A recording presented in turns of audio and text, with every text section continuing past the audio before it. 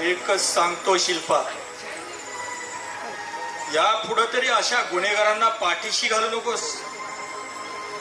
नपेक्षा तुझाही माझाही आणि त्यांचं सुद्धा आयुष्य बर्बाद करशील तू शिल्पा. नाथ, मी चुकले. मला मला क्षमा करा. तू भोळी राहिलीस का शिल्पा? अगं एवढे भोळ पण या जगात उपयोगाचं नाही. अगं रडू नकोस वेडे, ऊस ते अश्रू.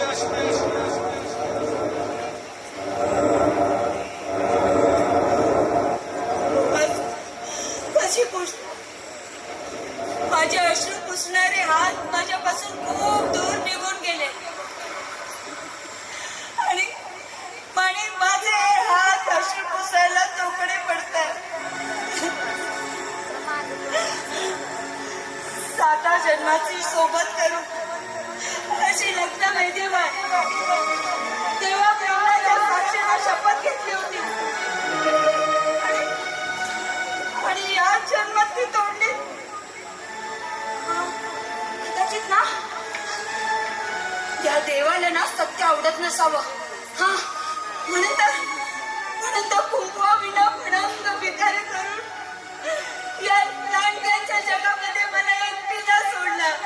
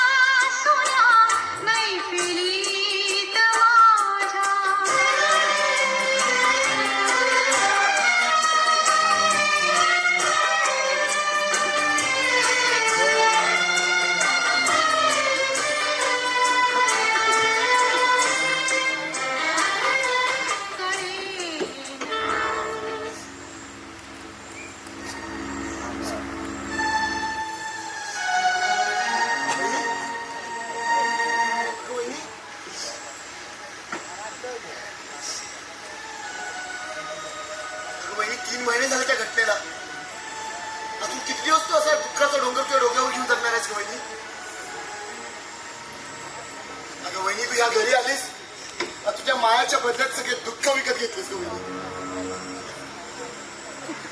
माझ्या कर्माचे भोग आहेत. कदाचित मागच्या जन्मी ना मी पापी नसेल. असंख्य पापाची धणी नव्हते मी. त्याच प्रायश्चित्त फेडते. भाऊजी, पतिविना स्त्री म्हणजे ना रस्त्यावरची धूळ असते हो. आणि आता तशीच काहीशी मी झालेली आहे. नाही, मला ना आता हे अजस्त्र दुःख विसरायला हवं. हा, तुमच्यासाठी हो. यांची ना खूप मोठी इच्छा होती. तुम्ही खूप मोठा व्हावं. डॉक्टर, इंजिनियर किंवा कोणीतरी मोठा प्रोफेसर. हा, हे नेहमी म्हणायचे. माझा सुदेश माझं स्वप्न पूर्ण करील. भाऊजी, तुम्ही ना सगळं दुःख बाजूला सारून ना खूप शिका, खूप मोठे व्हा. तू सांग कसा अभ्यास करू? तुझं हे पांढरं कपाळ दादा चेहरा माझ्या समोर येतो ग.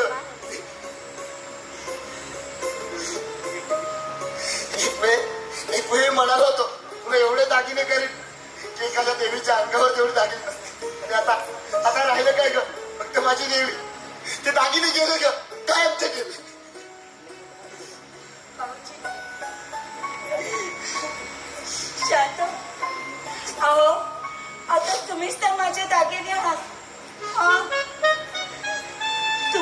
सोन्यासारख्या संसारामध्ये मी माझं सुख पाहिन. हो, मी माझं सुख पाहिन. हे बघा भाऊजी, तुम्ही जा, विश्रांती घ्या. हा, जा. मी ना आता काहीच कठोर करायला शिकले.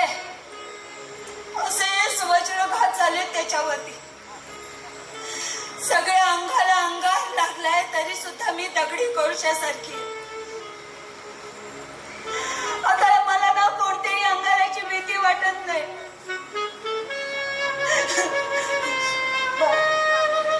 बाजी, तुम्ही जा बरं. उद्यापासून तुमच्या परीक्षा सुरू होत आहेत ना. हा, तुम्ही जा. उद्या मला पण भरपूर अभ्यास करायचा आहे. भरपूर अभ्यास करून भरपूर मोठा माणूस बनायचे. किंवा ते बघून तरी माझ्या दादाच्या आपल्याला शांती मिळेल. मी खूप कष्ट घे, खूप मोठा माणूस बनेल. म्हणजे खूप अभ्यास करेल, खूप मोठा माणूस बनेल.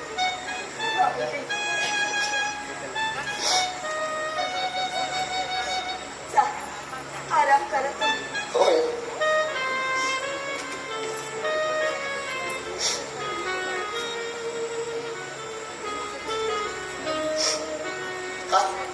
आज वहिनी या घरात आहे फक्त माझ्यासाठी.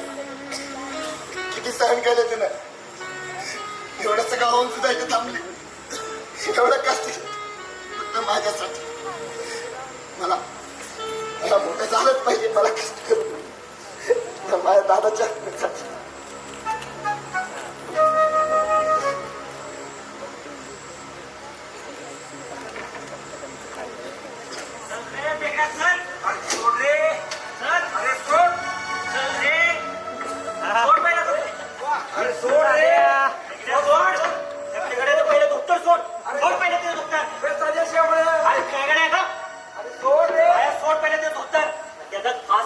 नागपालच्या गळ्याला ओळूया. वेगळ्या एक दिवस मी तुला बोललो होतो ना, तू या धोत्राला मी आग लावणार. आता ती वेळ आली.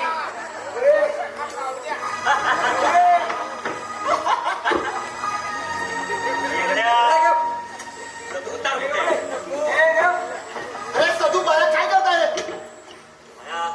साहेब दाखवतोय दुसऱ्याचे संसार कसे चालतात ते.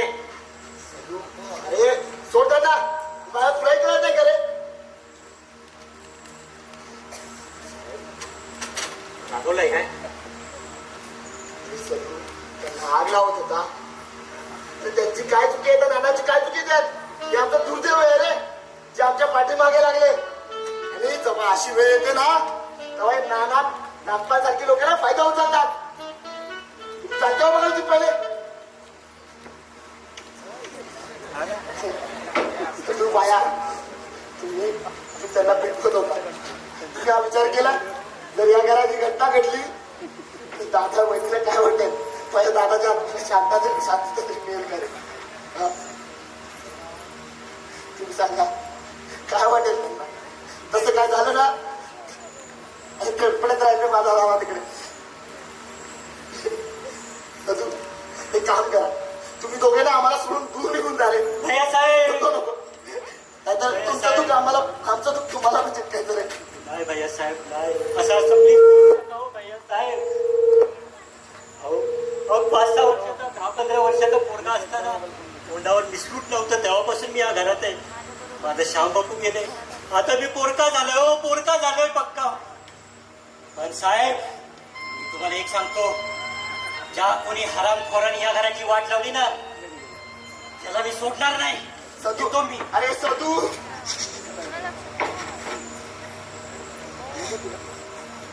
तुला वाटत नाही का रे, ज्याने आपलं घर उद्ध्वस्त केलं असं त्यांना अक्कलचा सूड घ्यावा. अरे घरचेच भेटी झाले. अरे बाया आमच्या घराचे वाचे फिरले. रे बाया आम्ही काय करणार सांग तू. बघ, तू निराश होऊ नको, माझी साथ आहे तुला. बघ त्या नागपालचे कसे 3-13 आवाज होतो. हे बाया मलाही वाटतं रे त्या नागपालच्या पोटात सुरा गुंचावा आणि त्याचा खून करावा. पण तू सांग, जर मी असं काय केलं आणि तुरुंगात गेलो तर माझ्या वहिनीला काय वाटेल? त्या दादाच्या आत्म्याला शांती तरी मिळेल का रे? आणि आणि त्यानंतर अजून एखादा नाग पालेल आणि माझ्या वहिनी विचार हा विचारही नको माझ्या डोक्यात रे. सुदेश, हे बघ, अशा गुन्हेगारांना पोलिसी कायद्याने काही करू शकत नाहीत. या उलट त्यांचीच मदत करतात. आणि नागपाल सारखे आपल्या हाताशी अरुणला देखील धरतात. म्हणून तुला सांगतोय, एक दिवस बघ त्या नागपालचा कसा काटा काढतो. काय तू नक्की करणार काय?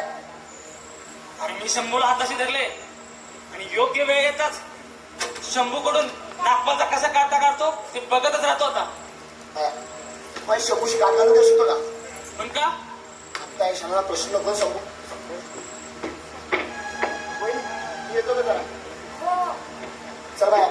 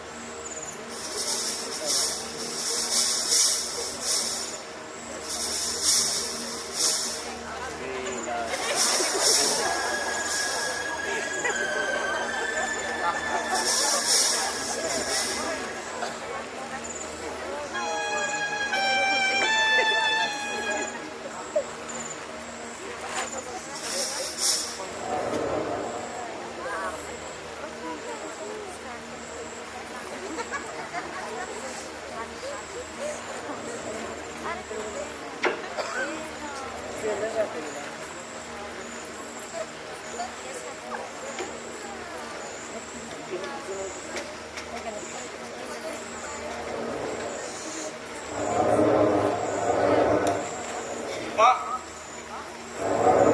हे शिल्पा, नाथ, तुम्ही आलात?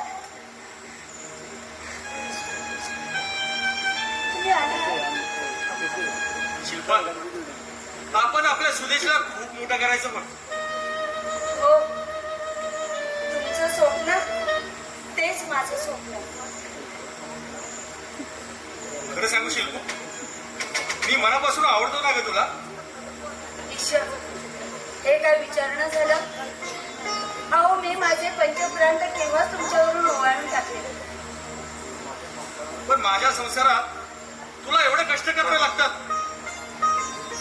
असू दे, तुमच्या एका प्रेमाळ हाकेने ना ते सारे कष्ट दूर होतात. अरे शिल्पा, मला राहून म्हणून एकाच गोष्टीचं वाईट वाटतं ग. कोणत्या? अरे 4 वर्ष झाली आपल्या लग्नाला, अजून आपल्याला मुलबाळ नाही. ईश्वर, त्याला अजून वेळ आहे. आणि सुदेश भाऊजी आपलं बाळच नाही का? होय ना. आपल्याला 2 मोठे बाळ आहेत. एक अरुण भाऊजी आणि एक सुदेश भाऊजी. होय, एक अगदी खट्याळ आहे आणि दुसरा. असू दे, त्यांना मी सुधरावे. अरुण भाऊजी काही इतके वाईट नाहीये. खरंच शिल्पा, हो खरंच तू माझ्या अरुणला सुधारवणार? हो, खरंच? खरंच. हो, खरंच शिल्पा, पण तुम्ही खरंच तू माझ्या अरुणला सुधारवणार? मी पण तुम्ही खरंच शिल्पा? तुम्ही कुठे निघाला? त्याच्या पलीकडे. होय शिल्पा?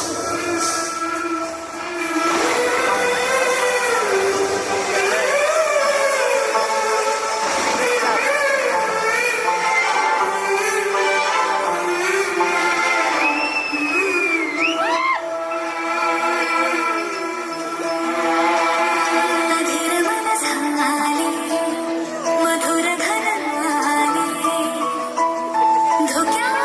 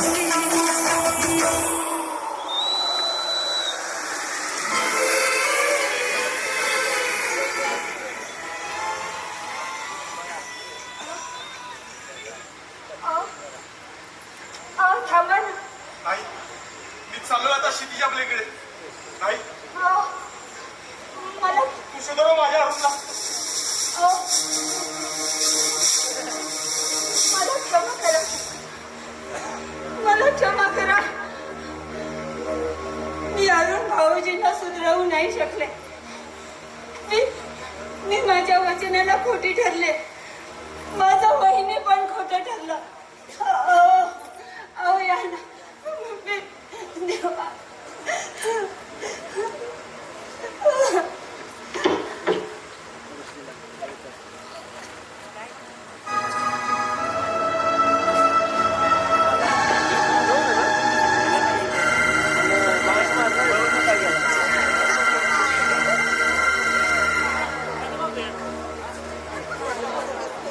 शिल्पा, ए शिल्पा,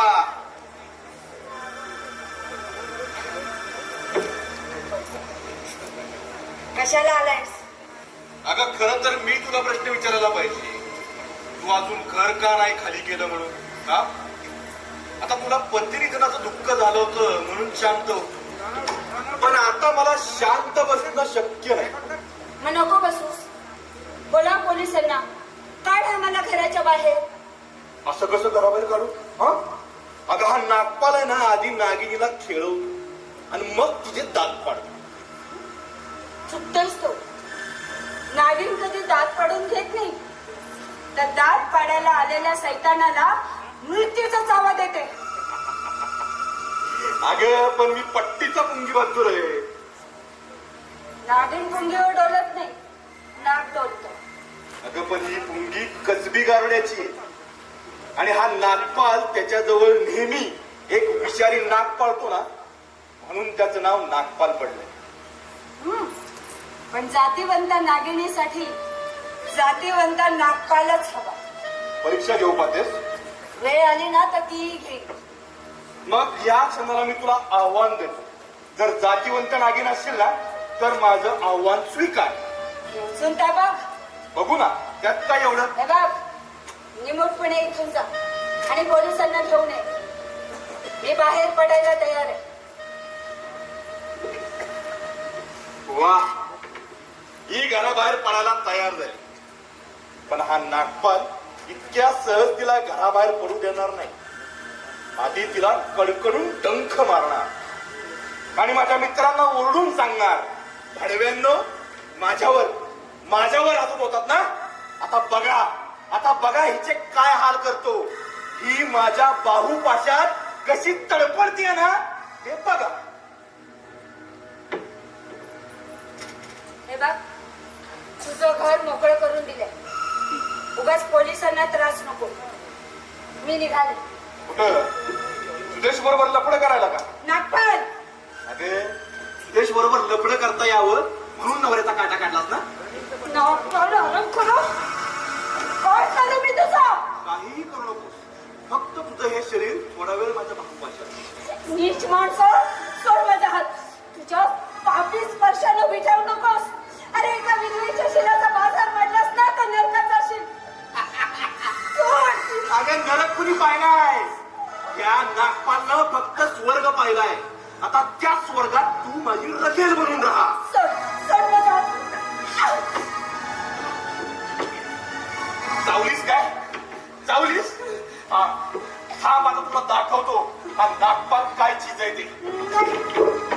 हा चल चल चल सोड मला.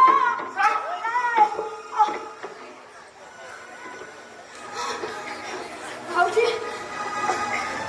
रामखोरा, फसवून मारलंस काय? बघून घेईन तुमच्याकडे. शिव मारून टाकत आहे का? भाऊजी, तुम्ही इथून कुठेतरी दूर निघून जा, नाही तर हा मारेकरी घालेल. नाही वहिनी, त्यांना घाबरून चालणार नाही वहिनी. अहो आज नाही तर उद्या इथून जावंच लागणार आहे आपल्याला, कारण हे घर नागपालने खरेदी केले. काय सांगतेस वहिनी? हो, म्हणून म्हणते तुम्ही इथून ना कुठेतरी दूर निघून जा. मी सुद्धा कुठेतरी दूर निघून जाते. आजपासून ना आपले रस्ते वेगवेगळे आहेत. इच्छा असूनही आता आपण एका रस्त्याने नाही चालू शकत, कारण आपण एकाच रस्त्याने चाललो तर तर आपली पावलं मर्तिकेची असून सुद्धा लोकांना ती सप्तपदी वाटते. घाणेरडा संबंध जोडतील आपला. ती भाऊजाईच्या नावाला कलंक लावतील. म्हणून म्हणते तुम्ही तुम्ही इथून कुठेतरी दूर निघून जा. त्याच्या दृष्टीचे पडू नका. जा जा लोक जा. तर असं असेल तर मी निघून जाईल, इथून दूर येऊन जाईल. जा. तिथे हा माझा शेवटचा दिवसाचा. बहिणी, मी आज रात्री इथून निघून जाईल. आज 12 वर्ष मी इथून निघून जाईल बहिणी. पण जा जाऊ लोक जा. जाऊ जाऊ लोक. आज काही काय होत आईनं आपल्या मुलापासून दूर जावं.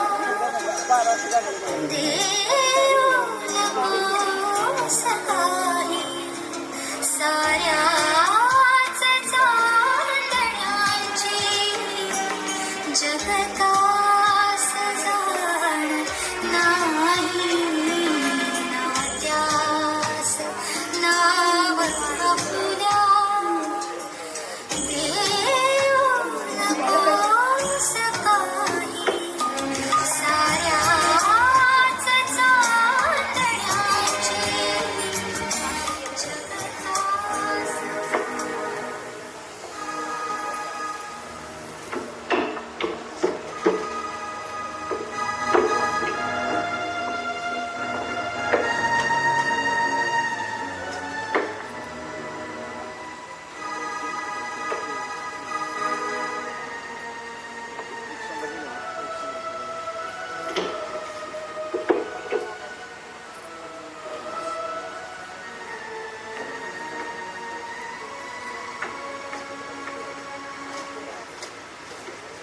अरुण, मिस्टर अरुण, अरुण, मिस्टर अरुण, बाहेर ये.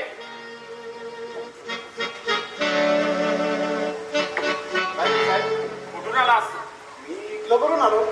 मोठं एका मारवाड्याच्या घरून 1 कोटी शेरे पळवलीस की नाही? तुला खूपच सहाय्य घेताय साहेब माझ्यावरती. अहो मी खरंच क्लबवरून आलोय. मला तुझी झडती घ्यायची आहे. हो घ्या ना. मला तुझ्या बेडरूम स्टेकची झडती घ्यावी लागेल. हा साहेब घ्या. हवालदार, बेडरूमची झडती घेऊन या. काय झालं साहेब? अरे सुदेश, काल रात्री एका मारवाड्याच्या घरून 1 कोटी शेरेची चोरी झाली. त्याचा मला असा संशय आला म्हणून इथं आलो. वहिनी साहेब कुठे आहेत? वहिनी साहेबांना बोलव. वहिनी, वहिनी. काय साहेब? मिसेस शिल्पा, मी तुमच्या स्वयंपाकाची झडती घेऊ शकतो? हा घ्या ना. हवालदार, अरुण सोबत किती झडती घ्या. या सुदेश, मला देखील तुझ्या बेडरूमची झडती घ्यावी लागेल. चला साहेब दाखव तुम्ही.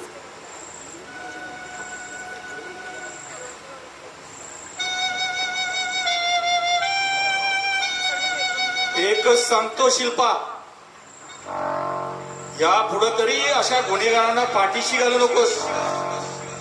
न पेक्षा तुझंही माझंही आणि त्यांचंही आयुष्य तू बर्बाद करून टाकशील शिल्पा.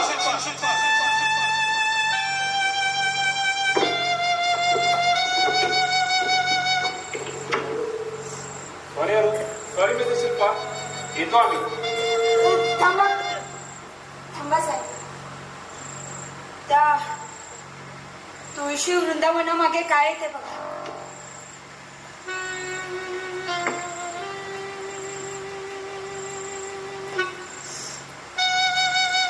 ओ माय गॉड, हेच ते रे. अखेर माझा संशय खरा ठरला. तर कोणी कोणी ठेवली नाही रे? अरुण भाऊजींनी. Mister Arun, you are under arrest. हवालदार, पकडा याला. असा डाव साधला चंद्रांनी. लक्षात ठेव, मी ज्यावेळेस पळून येईन त्यावेळेस खूप परिणाम वाईट होतील.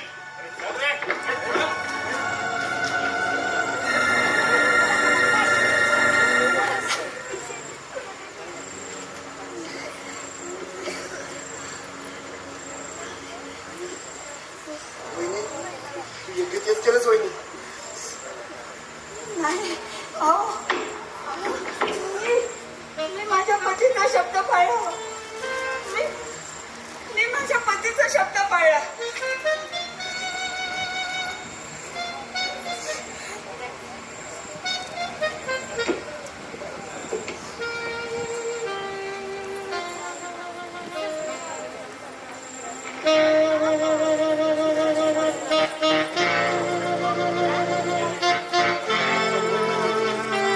शिल्पाने आपल्या नवऱ्याचा शब्द पाळला, पण पुढे नियती अधिकच रौद्ररूप धारण करून उभी होती. 3 दिवसानंतर जामिनावर आणून सुटला आणि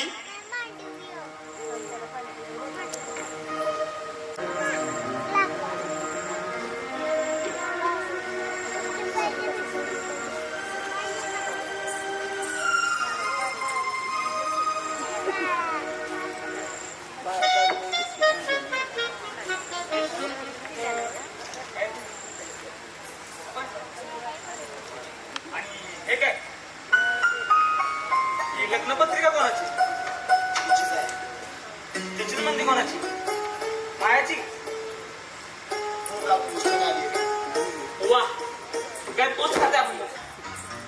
लग्नाची पत्रिका हनीमूनच्या दुसऱ्या दिवशी आणि यापुढे ती बारशाला मिळेल. अवघडच राहू दे यांचं. मला या विषयावरती बोलायचं नाही. पण सुरेश रात्रीचे 9 वाजले रे. आतापर्यंत अजून सुटायला हवं होतं. सुटला असं क्लबवरती गेला असं त्याला जिंकल्याशिवाय जमता कुठे. हे पण करायचं. मी काय म्हणतोय सुरेश, तू सावध राहा आणि बहिणीची काळजी घे. तू अजून आता जो सक्का भाऊ नाही रे, पक्का वैरी बनलाय बघ. अरे भाया, तू करून करून करणार काय? आमचा खूनच ना. आणि कुणाची एवढी हिंमत झाली तुमचा खून करायची? आणि तो पण मी असताना. इथं कसं काय? अरे कंटाळून गेलो तुझ्या माडीवर बसून. माझं एक खवळे रक्त आहे, त्या नागपालचं रक्तपासन केल्याशिवाय शांत होणार नाही. अरे अजूनही माझ्या बहिणीचा किंकाळा माझ्या हृदयाच्यावर तिकडे उडवतात रे. साला नागपाल चेहरी नाक निघाला. सुदेश, माझ्या बहिणीवर त्या नागपालने बलात्कार केला रे. आणि म्हणून मी पोलिसात तक्रार करेन. त्याआधीच त्याने माझ्या खोट्या चोरीचा घेऊन मला तुरुंगात टाकलं रे. पण मी तुरुंग फोडून फरार झालो त्या भडव्याला सुरुंग लावायला. हे बघ, लोक जरा शांत ठेव. पोलीस तुझ्या मार्गावर आहे, तुला ते पकडतील. अरे असा वागलास तर तू तुझा बदला कसा घेशील सांग मला. चल लपत लपत जाऊ आता, तर पोलीस पकडून निघेल.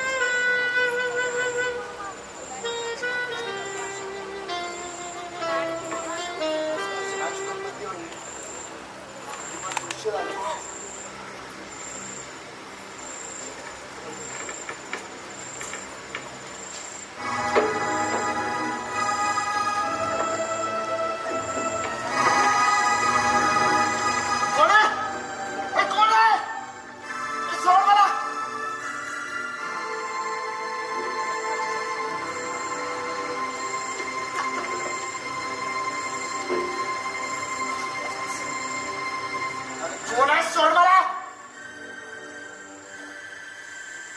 तू हरामखोर, माझ्यावर हात उचललास ना? माझ्यावर हा? आता बघ तुझ्या डोळ्यासमोर तुझ्या वहिनीची काय अवस्था करतो ते. ए! अरुण, शिल्पाला हाक मार. आणि वहिनी म्हणू नकोस, शिल्पा म्हणून हाक मार. शिल्पा, या शिल्पा. सुदेश भाऊजी, कशाला हवंय तुला सुदेश भाऊजी? अरे अरुण दादा, चाळे करायला? भाऊजी असं बोलाय ना तू तोंडात किडे पडतील. सोडा त्यांना आधी. सोडतो ना, पण त्या अगोदर तुला प्रायश्चित्त. हा सुरा तुझ्या पोटात. नाही नाही भाऊजी, अहो काय करताय तुम्ही? अहो नका हो मला मारू. अहो मी काय केलंय तुमचं? नका भाऊजी, भाऊजी नका ना मला मारू. अहो, अरुण दादा, अरुण दादा. भाऊजी, राव तुमच्या जामिनासाठी आम्ही किती प्रयत्न केले. मी माझा पतीचा शब्द पाळला. पतीचा शब्द पाळण्यासाठी नाही छानदाणी, हे घर बचावण्यासाठी. अरुणशी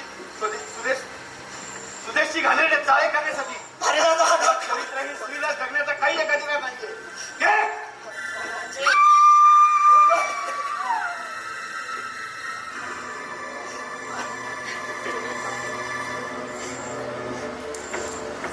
अरे अरुण दादा, काय केलं? वहिनी, हे तुमचं काम झालं.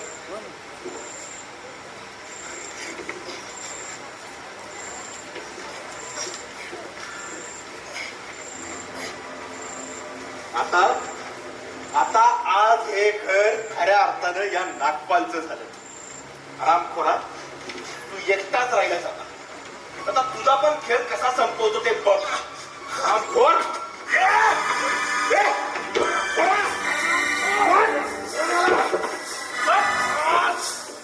माझ्या बहिणी परत करते.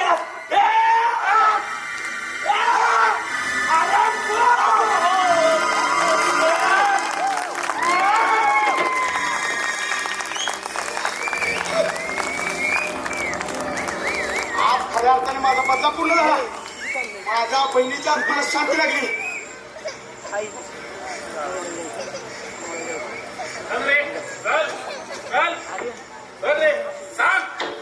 का खून केला तुझ्या बहिणीचा तू? सांग. हे केवळ या नागपालच्या सांगण्यावरून मी आपल्या बहिणीचा खून केला रे. या हाताने एका देवी समान बहिणीचा खून केला रे. मी खून केला रे. काय केलं अरुण दादा? हे काय मिळालं तुला हे करून? चल उठ. हवलदार घेऊन जायला. शंभू, तू जे केलंस ते योग्यच केलंस. या नागपाळनं तुझ्या बहिणीचा बलात्कार केला याची मला खात्री होती, पण हा कायद्याच्या कचड्यात सापडत नव्हता. पण तू त्याला योग्य शासन दिलंस. याच्या जागी तुझ्या बहिणीची जागी जर माझी बहीण असती तर मी देखील हेच केलं असतं. कायद्याचं काय करायचं ते मी बघून घेतो. तुला आजपासून यापासून मुक्त केलं.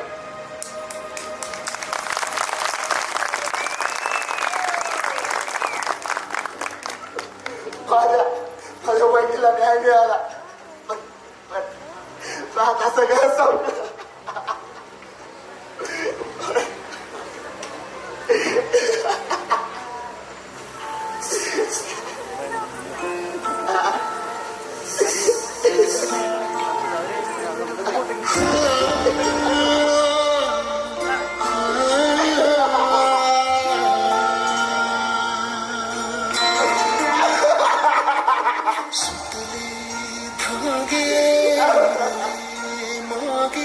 उसासे सुना काळजाचे फिरले सारे नशिबी आले निखारे उरी वागळाचे रुतले